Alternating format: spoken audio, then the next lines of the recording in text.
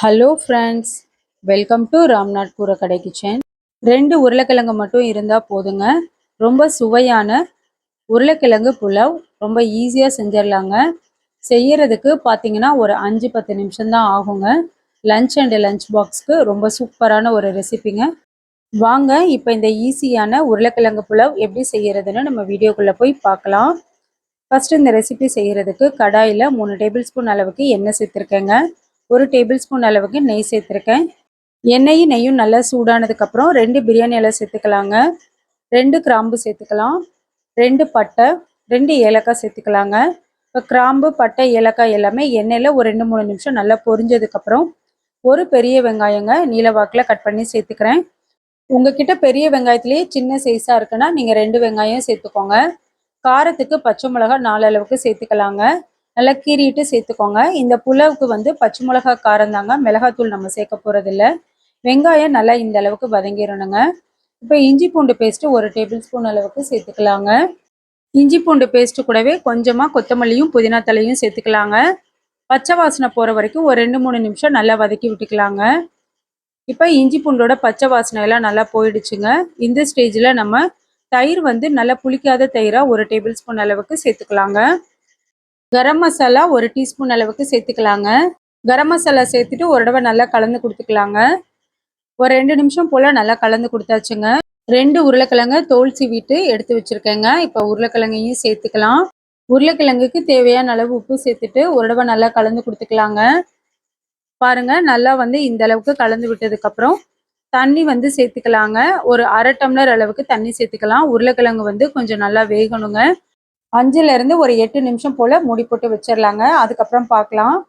இப்போ ஒரு 8 நிமிஷம் கிட்ட ஆயிடுச்சுங்க. ஓப்பன் பண்ணி பார்க்கலாம். கிழங்கு வந்து நமக்கு நல்லா வெந்திருக்குதுங்க. முந்திரி பருப்பை ஒரு 10 அளவுக்கு எடுத்து அரைச்சி வச்சுருக்கேங்க. இப்போ முந்திரி பருப்பு பேஸ்ட்டையும் சேர்த்துக்கலாங்க. சேர்த்துட்டு ஒரு தடவை நல்லா கலந்து கொடுத்துக்கலாங்க. இப்போ இது கூட நம்ம தக்காளி சேர்த்துக்கலாங்க. மீடியம் சைஸில் ஒரு தக்காளி சேர்த்தா போதுங்க. தக்காளி நிறையா சேர்த்த வேணாங்க, அப்புறம் புலாவ் வந்து ரொம்ப புளிப்புத்தன்மை ஆகிடும். தக்காளி சேர்த்துட்டு ரொம்பலாம் வந்து மசிய வேணாங்க. ஜஸ்ட்டு நம்ம கலந்து விட்டால் போதுங்க. பாருங்க, இந்த அளவுக்கு கலந்து விட்டால் போதும். 1 டம்ளர் அளவுக்கு அரிசி எடுத்திருக்கேங்க, பாஸ்மதி அரிசி. அதுக்கு 1.5 டம்ளர் அளவுக்கு தண்ணி சேர்த்துக்கிறேன். தண்ணி சேர்த்துட்டு ஒரு தடவை கலந்து கொடுத்துக்கலாங்க. 1 டீஸ்பூன் அளவுக்கு கல்லுப்பு சேர்த்துக்கலாங்க. நம்ம உருளைக்கிழங்குக்கு உப்பு சேர்த்துருந்தாங்க. இப்போ தண்ணி சேர்த்துருந்தனால தண்ணி கலவாக நம்ம உப்பு சேர்த்துக்கிறோம். பாஸ்மதி அரிசி ஒரு 20 நிமிஷம் ஊற வச்சுட்டு தண்ணியை வடித்து எடுத்து வச்சுருக்கேங்க. இதே நீங்கள் சாப்பாட்டு அரிசியில் செய்கிறீங்கன்னா 1 டம்ளர் அரிசிக்கு 2 டம்ளர் அளவுக்கு தண்ணி சேர்த்துக்கோங்க. இப்போ நம்ம வடித்து வச்சுருக்க அரிசியும் சேர்த்துட்டு ஒரு தடவை நல்லா கலந்து கொடுத்துக்கலாங்க.